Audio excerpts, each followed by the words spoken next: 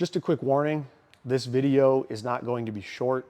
Based on our YouTube analytics, it seems that interest in a video tends to fall off around the 5-minute mark.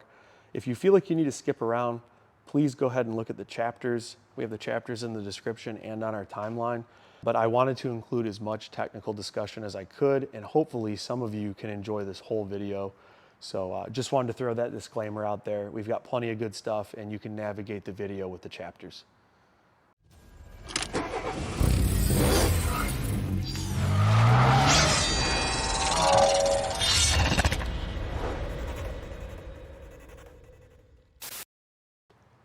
What's up, everybody? This is Alex at Boost Control Performance. Today, I'm making a video about the MoTeC GTR package and what it has to offer. This is a video that I've wanted to make for a while, and a lot of our clients ask us a lot of the same common questions. Why do I want MoTeC? What are some of the advantages? Is it worth the money? And then usually when we get done with their build, they want to know, how does it work? So we're going to cover that stuff today. I'm going to try and keep it as brief as possible. As some of you know that have previously viewed our videos, I am a little bit more of a technical speaker, so hopefully I can keep it interesting for you. Before we start, I also wanted to remind everybody that we do offer transport services to BCP. A majority of our vehicles do come from areas that aren't immediately local to us. And if you would like to bring your vehicle to us or you want to work with us, we can definitely make that happen. We have a lot of different enclosed transport options or open options if you're okay with that. And feel free to reach out to us if you want to talk about a build package or you want to get your car transported to our location here in Metro Detroit. So let's get started. First thing that I wanted to talk about is the car behind me. I just wanted to go over the caliber of the car that we're working with so you can kind of understand what we have here. So the car behind me is a 2009 R35 GTR. This is what I would call a maximum effort street car. Anything more than this and you're really starting to get into a realm where things get a little tricky in terms of reliability and being able to put the power down. But the car behind me is pretty remarkable at 100% full street weight with nothing taken out of it. It's actually heavier than a stock car. The one behind me will go 3.1 or maybe even 3.0, 60 to 130. On stock wheels with R35 20-inch tires on it.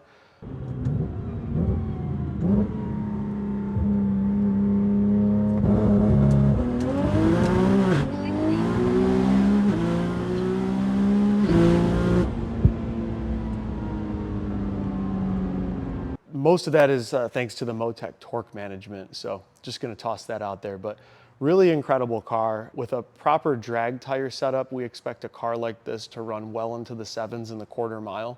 Really remarkable package. It's about as good as it gets, and this is kind of the end game for what we see a lot of people going for with their GTR build. In order to achieve that, we have pretty much everything modified. So the engine is a 4.1 stroker engine. It's larger displacement. It has cylinder head modification, camshafts, different valves, springs, that kind of thing. And we have obviously a much larger turbo system. In this case, we have a ETS Pro 68 kit, which uses Zona Rotor 68 millimeter turbochargers. There's a lot of extra mods that go around it, but I would say that's the building blocks of this setup. There's a lot of billet pieces. There's a lot of additional parts. This is a 12 injector car, so it has 2 sets of injectors as opposed to 6 on a stock car. And then obviously we need to be able to transmit that power to the road. We work with John Shepard from Shepard Transmissions, by far the best transmission builder for this platform in the business. And this does have a stage 4 transmission in it. So completely upgraded gear set, has a wave track differential. It has a ProMax clutch. So it has all these components to be able to handle the increased torque that the car is making. We rate a lot of these components in terms of torque, and this car makes almost 1200 wheel torque.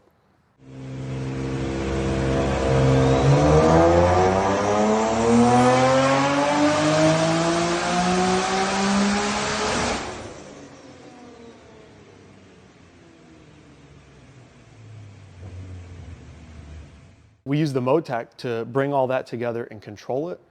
You could run a car like this on a stock ECU. ECutech has made some really incredible advancements with stock ECU tuning, but MoTeC is by far the better choice for this car, and we're going to talk about that a little bit. But I just wanted to give you a general overview of this car. It did make 1,720-ish wheel horsepower on about 44 pounds of boost. Pretty exciting to drive, and let's talk a little bit about why we go with a MoTeC on a car like this. So when I talk to our clients about why they want to go MoTeC, one of the first things that I bring up to them is torque control and boost control. As you've seen in our company name, Boost Controlled Performance, performance is nothing without control, and that really comes to light in this situation. So the way that wastegates work on a turbocharged system is they bypass exhaust gases and slow down the turbo speed to achieve a desired boost. When we see that desired boost, we turn that essentially into torque to the wheels. Now, on a non-MoTeC setup, we're limited to the minimum amount of power a car can make by the wastegate spring, essentially. So if we have a car that, let's say we want to make 44 pounds of boost with, in a traditional 3-port setup, we're going to need to have minimum boost of 20 PSI.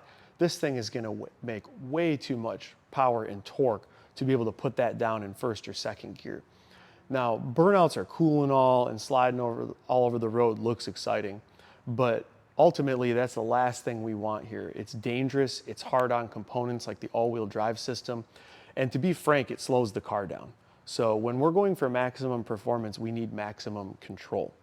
That's where the MoTeC comes in. Part of the MoTeC's torque control strategy involves using the throttle position to control airflow into the intake manifold. And that's very different than what a stock ECU is going to be able to do. It effectively makes the wastegate spring pressure almost non-factor, and it allows us to make as little torque as we want, which is key here. So on a car that would otherwise maybe make 750 pound-feet of torque on gate pressure, we can now dial that down to 250 or 300 if we want to. So it's very beneficial for a street car, which most of our clients are driving. What I might point out is that in a street situation, first gear might be, let's say, as low as 500 pound-feet of torque. Second gear might be 700 that we can put down. And as we go higher in gears, we can ramp more torque in. But without the MoTeC, we might not be able to do that. Now, I know some of you are probably thinking, well, ECUTech has custom mapping, and you could do something with the custom mapping, and I have. But the feedback system is not nearly as complex as MoTeC. It's not as thorough. It doesn't work as well. The MoTeC is so much more powerful. It's so much more granular in terms of what we have adjustability to. And for that reason, I think that's one of the #1 reasons why we prefer the MoTeC ECU on a big horsepower car. One more thing I'll add in, and we'll go over an example in a little bit, would be the engine safeties. Engine safeties are so critical, and the factory ECU does offer quite a few of them. But the adjustability that we have with the engine safeties on this car and the customization that we have is really not comparable. Some of the key engine safeties that we might use on a setup like this would be an engine oil pressure minimum, and we can base that off of different factors, so maybe like RPM. Another one might be oil temperature. We can really get into the nitty-gritty and talk about things like exhaust pressure. Fuel pressure is another really important one. When you're driving the car, if something goes wrong, even if you have a gauge for it, you're probably not going to see it because you're going to be focused on the road. And the MoTeC will immediately shut the car down or reduce the amount of torque that it can make once a safety is triggered. So this is super important as well. Like I said, stock ECU and MoTeC both offer it, but MoTeC offers a more thorough approach to the engine safeties. So that's super important. Another one of the advantages of MoTeC is the overall idle control and I would say just drivability of the car. The stock ECU tuning is an interpretation from an aftermarket company. So they're taking the factory data and tables and interpreting it in a way that a tuner can understand. While that's very appreciated and mostly effective on most modified cars, what we find is that on heavily modified cars, it leaves something to be desired. The MoTeC idle control strategy is so much more granular, just like the torque control strategy, and so much more transparent. We can see the tables that we're adjusting. We know what they're doing. We can log everything in real time. It's just so much more thorough, and it offers a much better driving and idling and startup experience than a stock ECU car might experience on a setup like this. The main tipping point would be larger injectors, head porting, and larger camshafts, which can really change the way that the engine behaves at much lower speeds, like at idle or cruising around in a parking lot or that kind of thing.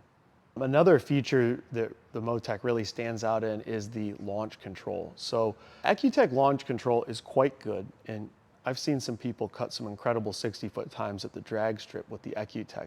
But the key thing to MoTeC is it's very repeatable, and the feedback system that it has really allows it to adjust for differences in the conditions of the track or the surface that you're launching from.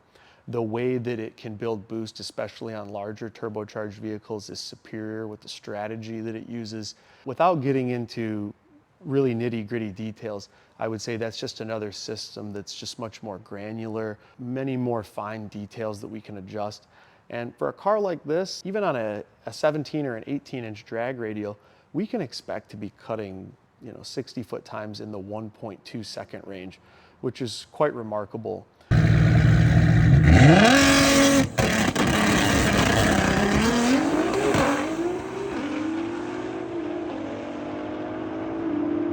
With a factory ECU, it's a little bit harder to do that, which is attainable with the stock ECU, but isn't going to be nearly as consistent. That brings me to my next point, kind of similar to the launch control strategy, but the traction control system in the MoTeC is quite superior to the stock ECU. The stock ECU does offer traction control as well, so I don't want to take anything away from that. But the feedback loop that MoTeC uses for the traction control and the amount of customization that it has for the tuner makes it really superior on a high horsepower vehicle like this with very low profile tires like we're seeing on this car. It's really essential for a street car to have a good traction control strategy. It is something to fall back on as well. So we might tune a car at the torque limit in each gear, and then if the conditions are less than ideal, the traction control system of the MoTeC will give us something to fall back on, and we'll kind of clean up. Because let's be honest, wheel spin is not advantageous to a quick ET, so we try to eliminate it at all costs. It's also very hard on the all-wheel drive clutches to be experiencing consistent wheel spin on these cars. The last speaking point I'd like to point out about the MoTeC ECU, and it's not the only one that's left, but I think it's the best final speaking point, would be the fact that it has onboard data logging. As a tuner, this is extremely valuable to us because we have heard the same story from thousands of different clients. I was driving my car, it did something weird, do you know what it is? And the first question we ask is, do you have a data log of this happening? And I would say more times than not, they don't. And this can be incredibly frustrating because we're expected to solve the issue, but we don't have any data to go off of. Tuning is extremely objective from a data review standpoint. We can guess at it, we can listen to the symptoms or maybe watch a video, but the data is what tells the whole story. The MoTeC has onboard data logging, and on these vehicles, we can log over 1,000 channels to give us access to pretty much anything that we could imagine. And this is far superior to the stock ECU solution. This is critical in diagnostics, but also just a data review for making the car run better. It's critical for when someone is having a track day and they want us to make the car go quicker or faster. We have to review the data in order to do that. It's as simple as plugging in a laptop and pulling the data off and then sharing it with your tuner. And I can't say enough about how important that is, and it's one of my favorite parts about the MoTeC ECU. The car behind me also has a MoTeC Dash, which is optional for the MoTeC ECU packages, but most of our clients end up opting for the Dash because it's just so useful and it looks great. This car has a C1212 dash, which is the larger version, and then there's a C127 as well that still really looks nice. I would say the major advantage of having the dash is the heads-up display that allows the end user to see critical parameters. And I would say probably the most important would be if you do have an engine safety come on, or we call it a warning source in terms of the ECU terminology, it allows the end user to see what that is. If you don't have the dash, a check engine light may appear, but we will have to plug in to tell you what that safety is. With the dash, should you come up with an issue, say low fuel pressure, it will tell you on the dash, fuel pressure warning. So that makes it a lot easier for the end user to self-diagnose. Obviously, it looks really cool and it really dresses up the interior of these cars. So that's why I would say most of our end users end up going with the dash.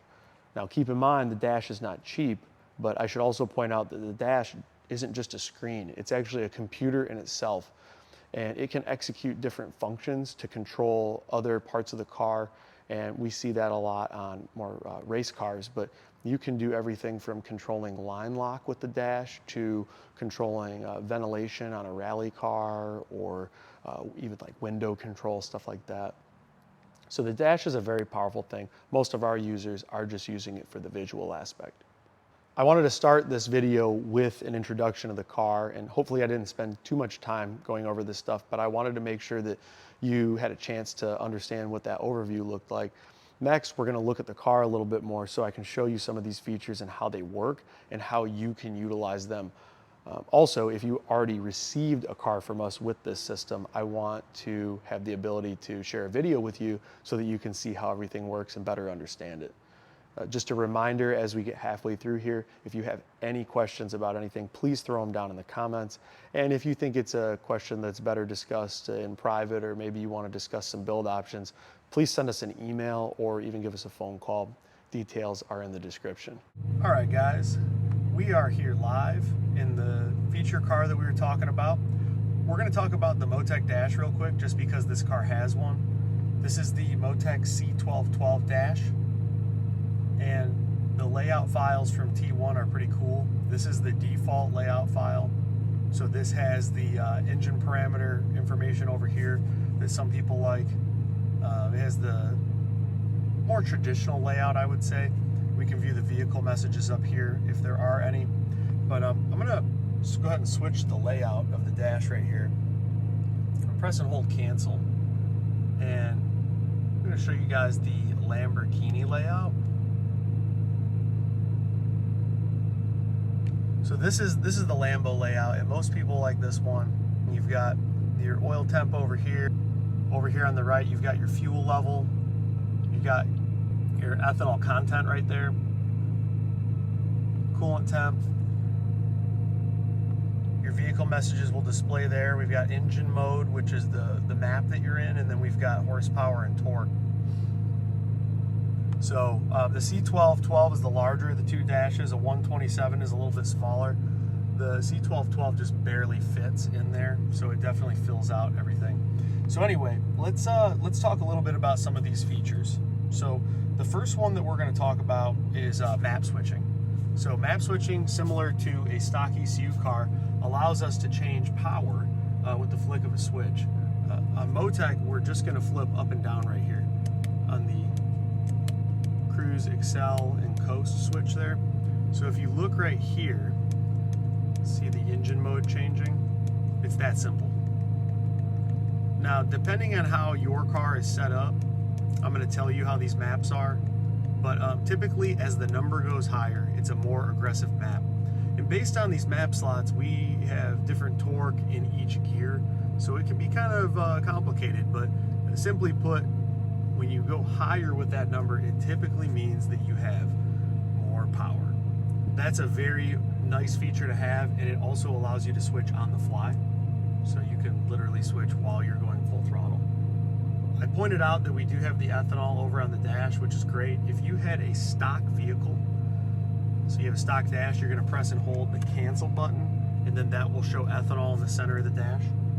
Let's talk a little bit about the engine safeties that I was talking about, or the engine warnings. So the messages will pop up right there. It'll tell you what the problem is. I'm going to trigger a false safety here, and then I'm going to show you guys what that looks like. So let's say you're racing the car and you suddenly lose a fuel pump. The MoTeC safeties will react quickly, and it will lower the maximum engine torque, and it'll pretty much shut the car down. But the beauty of the dash is that we're going to know what that code is just based on the fact that it can tell us. So I'm going to trigger that safety right now. Bam. It's going to tell you there's a fuel pressure warning. Check engine light comes on as well. So if you didn't have the MoTeC Dash, you're just going to have a check engine light there. You're not going to really know what it is. You're just going to see a light. But the Dash being able to tell you what's going on is super helpful. So I just want to point that out. That's definitely one of the advantages of having the Dash.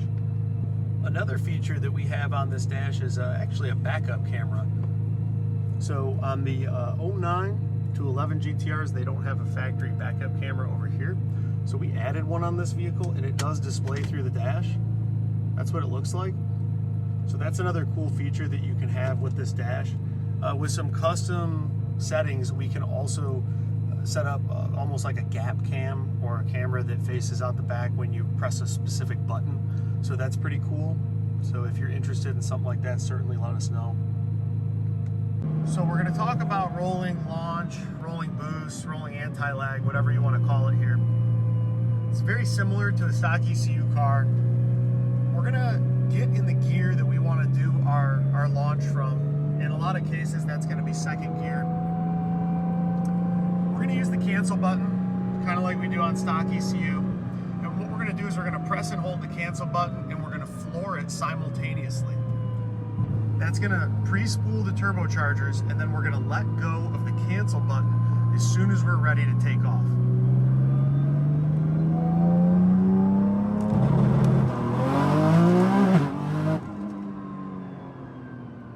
Very quick and very effective.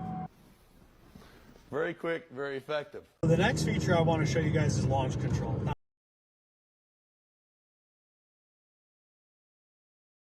Obviously, a stock GTR has launch control, but the MoTeC launch control is very customizable from a tuning standpoint, so I can make sure that this thing is going to launch really well. And you can also have different maps so that you can make sure it's going to launch really well.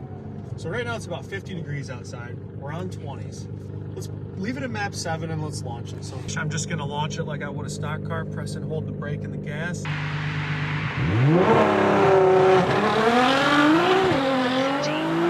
60. I want to just talk a little bit about torque by gear and why it's so effective. If I have this thing at maximum power all the time in every gear, it wouldn't be able to put any power down until 100 miles an hour. It would just be spinning. So we use torque by gear to make the car drivable and make it manageable at lower gears and lower speeds. So I'm going to use a custom map that I made for an example here. You know, first gear and second gear are going to be pretty limited on torque, and then we're going to really start to lay the torque in third gear so that you can see the difference and how the ECU does that all on its own.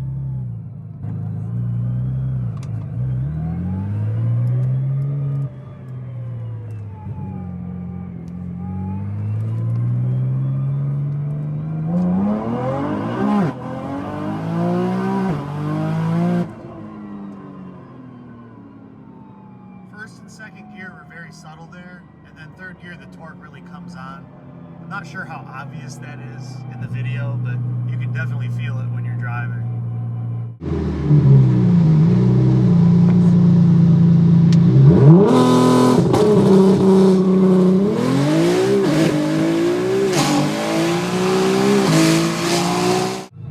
All right, everybody, that wraps up the MoTeC overview, instructional guide, everything that you need to know about MoTeC on an R35. Once again, if you have any questions, definitely throw them in the comments, or you can reach out to us directly. If you'd like to have your car sent to us, we'd love to help you do that. We can arrange transportation. If you have any questions at all about getting your car built, certainly just reach out to us. Details are in the description, and we'll see you guys on the next video. Thanks for watching, and have a great day, and be safe out there.